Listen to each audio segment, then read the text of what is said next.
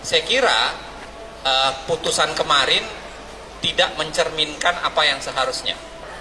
Ada para hakim yang berpikir sangat formalistik, ada hakim yang mencoba melompat keluar dan berpikir lebih bersifat progresif. Saya kasihkan contoh misalnya persoalan bansos.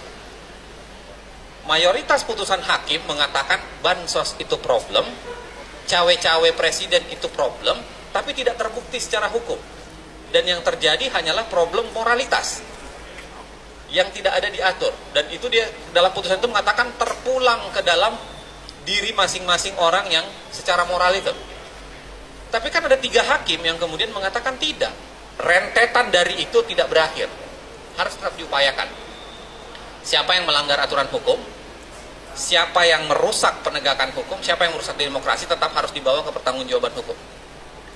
Saya kira bunyi putusan itu setidak-tidaknya 3 orang di center itu jelas-jelas mengatakan bahwa harus ada yang bertanggung jawab terhadap kejahatan demokrasi berupa bansos yang direkayasa menuju ke arah pemilihan dan penggunaan aparat yang direkayasa ke arah pemilihan. Dan saya kira penanggung jawabnya tentu saja adalah presiden.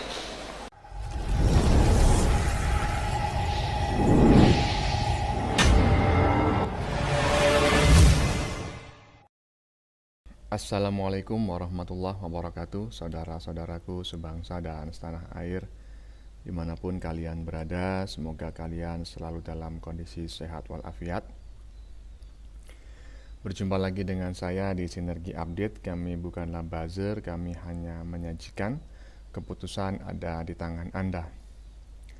Teman-teman, ini ada video menarik. Kali ini datang dari RH alias Refli Harun, yang dianggap banyak netizen masih saja ngeyel ya, alias masih belum terima junjungannya kalah dari paslon 02. Pendek kata, mereka masih semacam kurang terima dengan putusan MK. Tetapi ini dugaan netizen teman-teman ya. Dan sepertinya dia belum bisa menerima fakta itu, bahwa semua permohonan yang disampaikan ke MK itu nyatanya ditolak. Nggak ada sebagian pun yang diterima. Tidak ada yang diterima, walaupun cuma secuil. Nah, mungkin untuk menghibur diri, jadi dia menyampaikan di depan para awak media bahwa sebetulnya 01 itu tidak pernah kalah dari 02. Dengan kata lain, 01 itu menang dari 02. Ayah wae ini orang. Emang anak-anak Abah itu punya satu modal yang sangat luar biasa, dan itu nggak dimiliki oleh anak-anak yang lain, yaitu ngeyel terus, pantang mundur. Nah, kata RH di depan kamera tersebut ya, di depan awak media, semua dalil yang disampaikan 02 dalam sidang MK itu ditolak. Eksepsi yang disampaikan tim paslon 02 pun ditolak. Hanya saja katanya 01 itu dikalahkan oleh 5 hakim konstitusi. Ini pola pikirmu gimana, Ron?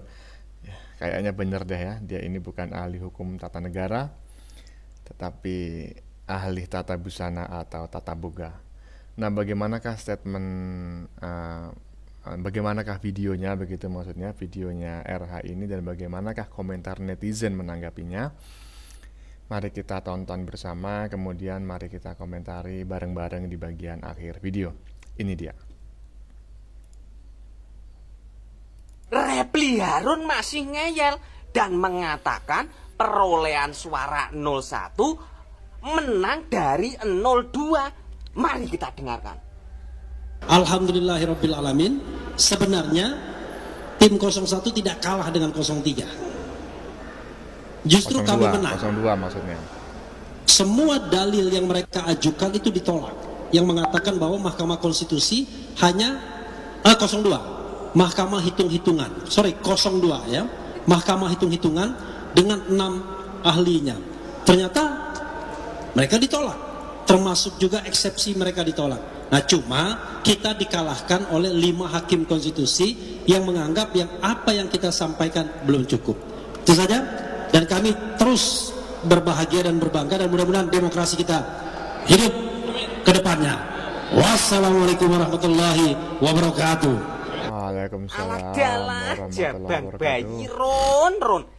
Wong angger pekok tur ndase bendel ya kaya ngono kuwi. Ngomele ndak umum.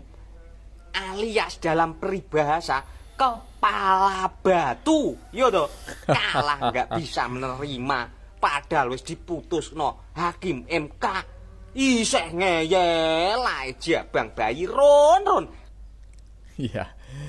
Ya, teman-teman ya, netizen barusan ini juga sepertinya salah persepsi ya. Yang dia pikir Refli Harun ini sedang membuat statement bahwa paslon 01 itu menang dibanding paslon 02. Yang dimaksud Refli Harun padahal tim pengacara paslon 01 ya, yang dianggap menang melawan tim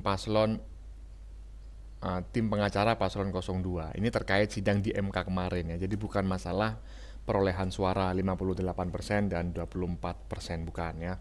Tetapi tentang sidang di MK kemarin ya. Jadi RH ini semacam ya menghibur diri lah ya. Walaupun dia diputuskan kalah oleh MK, tapi dia mengatakan walaupun kalah kami loh sebetulnya pemenangnya. Kayak gitulah. Ini sebetulnya ya bisa dipelajari dengan teori psikologi sederhana ya. Jadi untuk menghibur diri ya. Jadi bener lah. Nanti ada netizen yang mengatakan itu. Ini untuk menghibur diri. Lanjut. Hakim konstitusi ini sedang menulis peradaban demokrasi di Indonesia. Bang, Bersemangat saya sedikit sekali. kok. Kakek beraja colo. Statusnya kakek dia apa? Statusnya kakek dia terdakwa. Mek iso ngocak dia. Ambu ngocak. Ki colo ini sedih bi orang. Ngocak bener. Jago nela kalah. Montro banding sa. Dia bilang dibanding di mahkamah di dia. Jadi MK. Ada saya yang kubri saya colon kakek. Orang apa kakek dia? Terdakwa kakek dia. Terdakwa. Tapi kilo eokom dia. Aduh kakek. Meletis. Tir. Ya teman-teman ya, demikian komentar netizen barusan ya yang menggunakan bahasa Madura. Ya intinya seperti itulah. Bang, kamu ini siapa bang? Ngomong apa kamu ini bang? Ya kan, kamu ini terdakwa. Kalau kamu tidak terima dengan putusan hakim ya kan tentang sidang di MK ini, ya silakan banding di mana? Di Mahkamah Agung. Karena MK ini kan putusannya final dan mengikat teman-teman ya, jadi nggak bisa dibanding. Tapi terserah lah mau banding ke PBB, ke FIFA atau ke BMKG. Silakan. Lanjut. Waalaikumsalam warahmatullahi wabarakatuh. Waalaikumsalam warahmatullahi Keren, wabarakatuh. Cadas. Woi. Menghibur diri padahal nyesek. Anak abah bisa aja menyenangkan diri sendiri. Ya teman-teman ya, ini komentar yang saya maksudkan tadi, mengomentari statementnya RH yang mengatakan bahwa tim pengacara paslon 01 itu sebetulnya menang melawan tim paslon 02 karena dalilnya nggak bisa dibantah katanya. Sementara dalil yang disampaikan oleh tim pengacara paslon 02 dibantah dan eksepsinya nggak diterima katanya. Iya, katanya netizen barusan ya, yang cewek berkerudung barusan menghibur diri, padahal hatinya nyesek. Lanjut. Ya, tim 01 tidak kalah dengan 03. Ya terserah lah. Harun sudah ngomong sudah salah. Tim 01 sama 03 memang gak kalah 01, menang sama 03. Kalau sama 02 ya mutlak 02 gitu loh Run. Ya Allah, ngomong sudah keliru. Sebenarnya mau menyalahkan MK, tapi ngomongnya keliru gitu loh. Run. Iya. Kepada Bapak Prabowo, Mas Gibran, saya hanya bisa menyampaikan dari setikan ini aja. Saya minta tolong ya, Bapak Anies Baswedan, Bapak Muhaimin, dan sekelompok yang orang berderet seperti Mas Harun, Mas Bambang itu ya, saya minta tolong kepada Bapak Prabowo, jangan dijadikan apa-apa. Itu jangan ikut koalisi Anda. Betul? Melitis. Betul ya, saya juga setuju pendapat netizen barusan teman-teman. Jadi mudah-mudahan ya Pak Prabowo, Mas Gibran ini nanti tidak ada pembisik-pembisiknya yang salah begitu ya. Jadi semoga saja mereka kabinetnya diisi oleh orang-orang yang benar ya, bukan oleh orang-orang yang selama ini ya seperti tadilah yang disampaikan oleh netizen barusan ya, yang si Abah lah, yang si inilah, si itulah, ya kan, si RH lah, kemudian si yang kemarin menjadi buronan rakyat Indonesia, rakyat miskin se-Indonesia ya, karena mengatakan bahwa pemilih 02 adalah miskin-miskin kemarin yang dieksploitasi. Jangan dikasih jabatan apa-apa lah, ruwet orang ini. Bikin ruwet aja nanti. Lanjut. Assalamualaikum warahmatullahi wabarakatuh. Waalaikumsalam warahmatullahi wabarakatuh. Teman-teman sekalian, apakah putusan MK itu sudah diambil? Saya kira iya, kita semua paham itu. Kalau dalam prinsip fikihnya itu adalah hukmul hakim yarfa'ul khilaf. Hakim sudah mengambil putusan dan dia menyelesaikan problem. Tetapi pada saat yang sama kita bisa menilai apakah putusan itu baik atau tidak, benar atau tidak. Putusan setelah dibacakan itu menjadi milik publik dan kita semuanya bisa membacanya, kita semua bisa mengkritisinya. Ya, saya kira putusan kemarin tidak mencerminkan apa yang seharusnya. Ada banyak versi, ada banyak hal. Tetapi kalau kita mau lacak kenapa putusan kemarin menjadi seperti itu, sekurang-kurangnya saya kira ada 3 persoalan mendasar. Yang pertama, yang diakui oleh sebagian oleh hakim sendiri. Misalnya oleh Hakim Saldi Isra dan Hakim Arif Hidayat, yang mengatakan bahwa kenapa putusannya menjadi seperti itu, karena ada keterbatasan hukum acara yang terlalu ketat. Hukum acara yang memang hanya 14 hari, pembuktian hanya 1 hari, dibatasi jumlah orang yang bisa bersaksi dan menjadi ahli, dan itu menjadi ribet. Karena kalau Anda baca putusan MK, salah satu yang banyak dilakukan oleh MK itu adalah menolak dalil pemohon karena pemohon tidak menyertai dengan bukti berupa saksi maupun ahli untuk itu. Padahal saksi dan ahli yang boleh dihadirkan itu jumlahnya terbatas. Dalil yang mau didalilkan itu banyak sekali, misalnya ada 20 sampai 30, daerah yang mau dipersoalkan itu berapa, bisa ratusan, tapi jumlah saksi dan ahlinya kan dibatasi. Jadi bagaimana mungkin semua bisa tercover oleh saksi dan ahli, padahal pada saat yang sama MK membutuhkan saksi dan ahli untuk melakukan proses pembuktian. Ya, jadi kalau kita lihat memang ada problem di hukum acara yang terlalu ketat, ya kan, pertanyaan dibatasi dan lain-lain sebagainya. Itu yang pertama. Yang kedua, kalau kita lihat begini, ada studi yang menjelaskan bahwa hakim itu bisa dilihat, paradigma hakim itu bisa dilihat antara judicial activism dengan judicial restraint. Antara yang mau berpikir lebih formalistik, ya, dengan yang mau lebih berpikir substantif. Nah, putusan MK kemarin sebenarnya memperlihatkan disparitas itu. Ada para hakim yang berpikir sangat formalistik, ada hakim yang mencoba melompat keluar dan berpikir lebih bersifat progresif. Saya kasihkan contoh, misalnya persoalan bansos. Mayoritas putusan hakim mengatakan bansos itu problem, cawe-cawe presiden itu problem, tapi tidak terbukti secara hukum. Dan yang terjadi hanyalah problem moralitas yang tidak ada diatur. Dan itu dia dalam putusan itu mengatakan terpulang ke dalam diri masing-masing orang yang secara moral itu. Tapi kan ada 3 hakim yang kemudian mengatakan tidak. Ini bukan persoalan moralitas semata, tapi ini persoalan doktriner atau persoalan konseptual barangkali, yang menjelaskan bahwa pembuktian bansos apakah itu menguntungkan presiden atau tidak perlu bukti formil. Tidak perlu bukti bahwa ada menteri yang mengakui diperintahkan untuk membagi bansos. Tidak perlu ada menteri yang mengakui bahwa dia diperintahkan untuk bikin bansos, merekayasa bansos untuk membantu presiden, tidak perlu itu. Kalau 3 hakim yang lain itu kira-kira membawa logikanya begini, sepanjang dia sudah dianggarkan di tahun pemilu, maka dia memiliki insentif elektoral kepada presiden, dan itu bisa disebut sebagai pork barrel. Itu loh logikanya. Jadi beda banget antara yang sangat formalistik, menunggu bahwa apakah ada perintah pengadilan, apakah ada perintah jabatan di situ untuk membuktikan TSM. Bagi 3 orang hakim nggak perlu.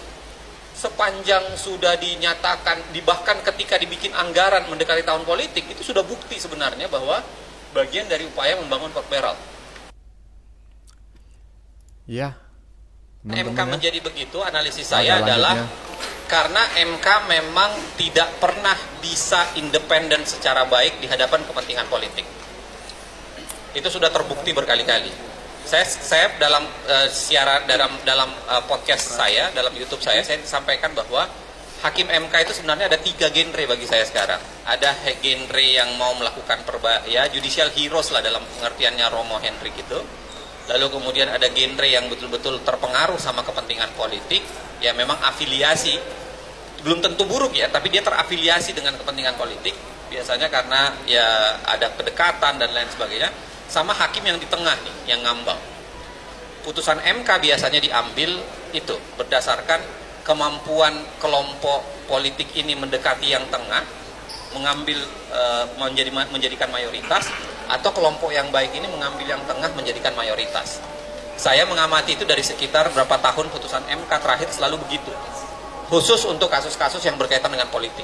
Kalau Anda lihat putusan MK kemarin, dugaan saya, lagi-lagi dugaan ya, pembacaan, juga sedang cari titik tengah.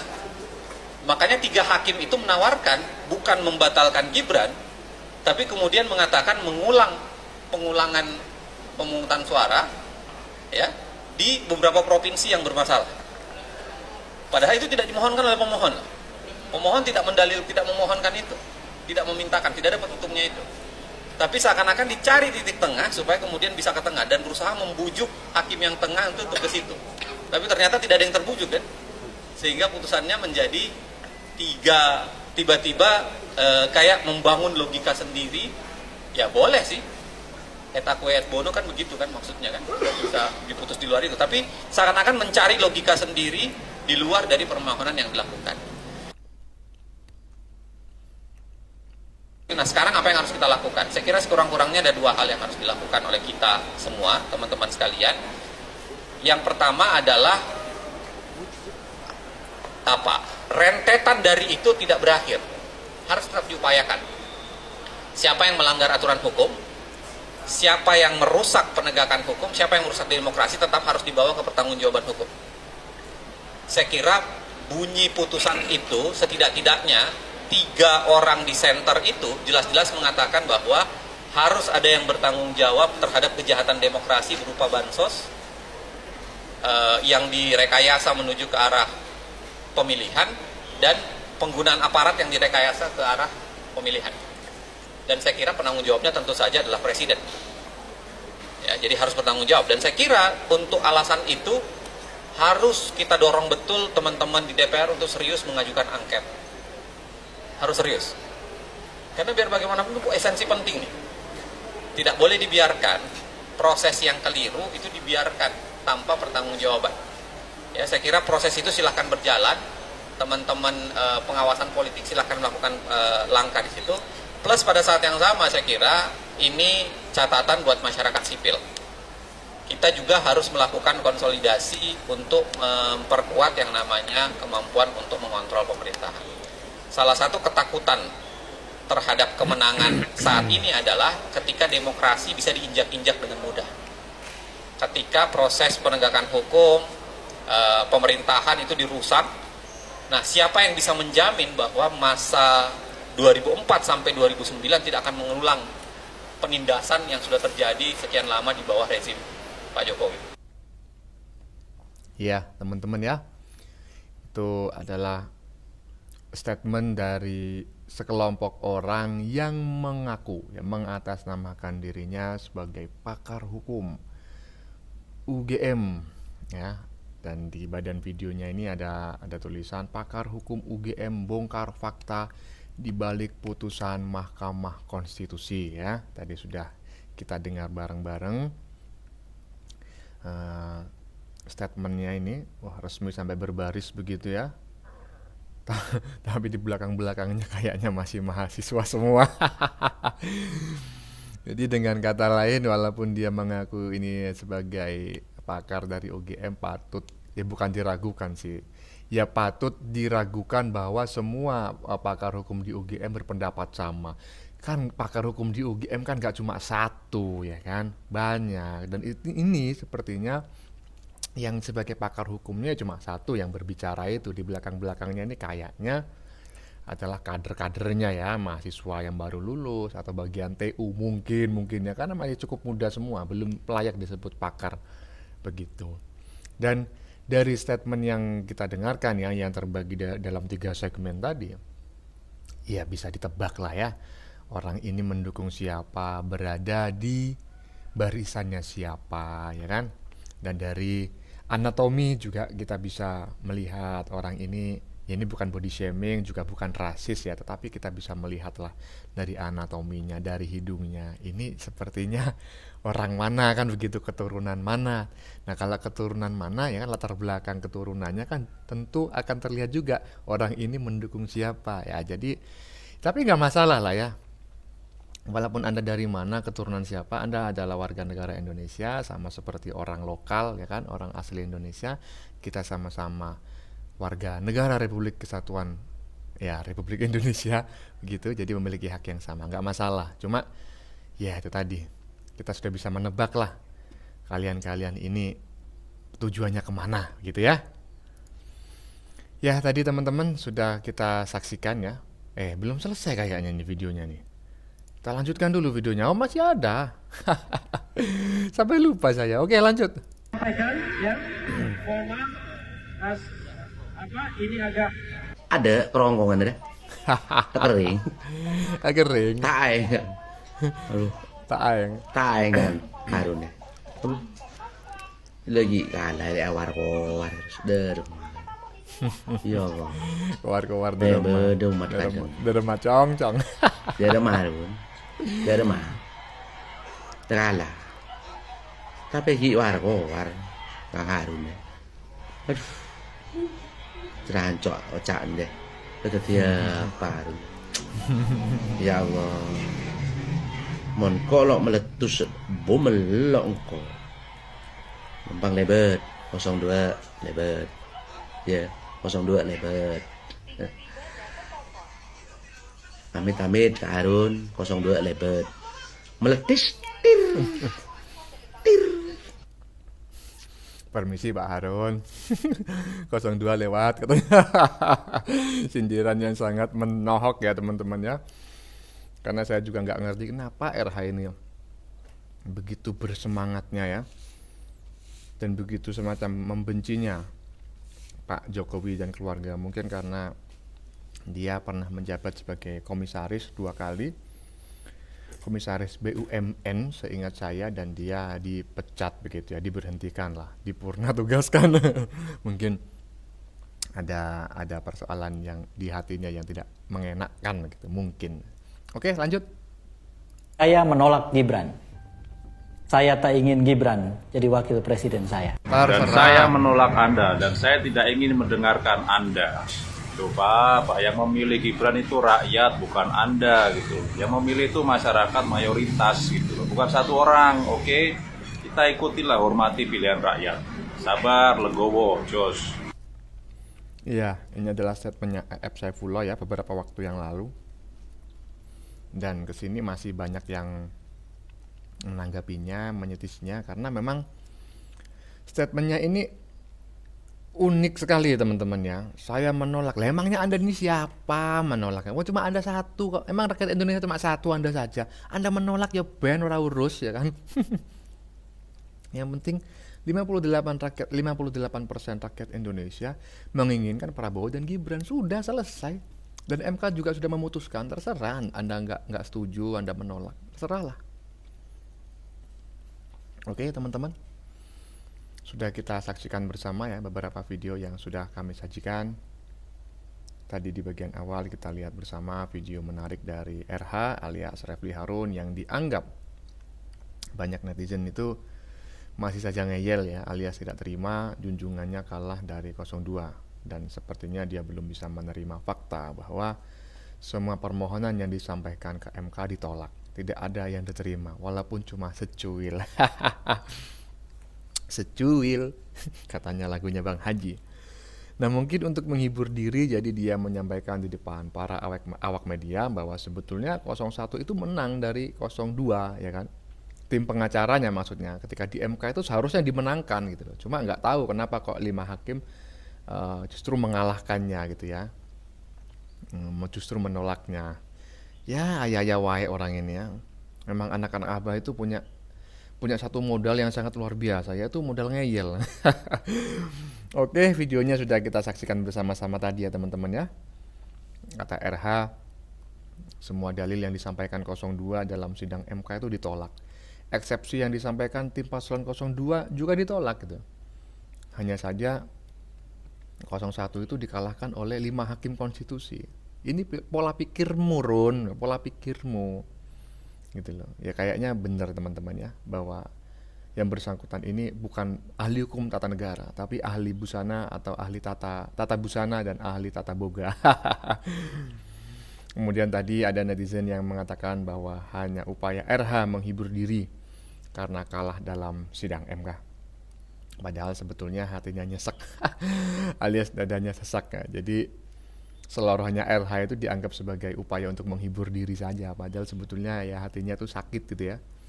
Juga tadi ada para pakar hukum UGM yang mencoba membongkar fakta di balik keputusan hakim MK ya. Terserah mau dibongkar silakan dibongkar. Keputusan MK itu sudah final dan mengikat. Anda setuju atau tidak setuju itu hanya sekedar pendapat ya. Silakan dikomentari teman-teman. Bagaimana menurut kalian? Keputusan ada di tangan Anda. Silakan tulis di kolom komentar baik Anda yang setuju maupun yang tidak setuju dengan isi konten ini. Sebelumnya saya memohon maaf jika dalam penyajian konten ini ada kata-kata yang menyinggung, kurang tepat penggunaannya, atau ada data yang dianggap keliru atau salah. Saya memohon maaf yang sebesar-besarnya. Jangan lupa like, share, dan subscribe bagi yang belum subscribe. Kita jumpa lagi di lain video. Salam NKRI.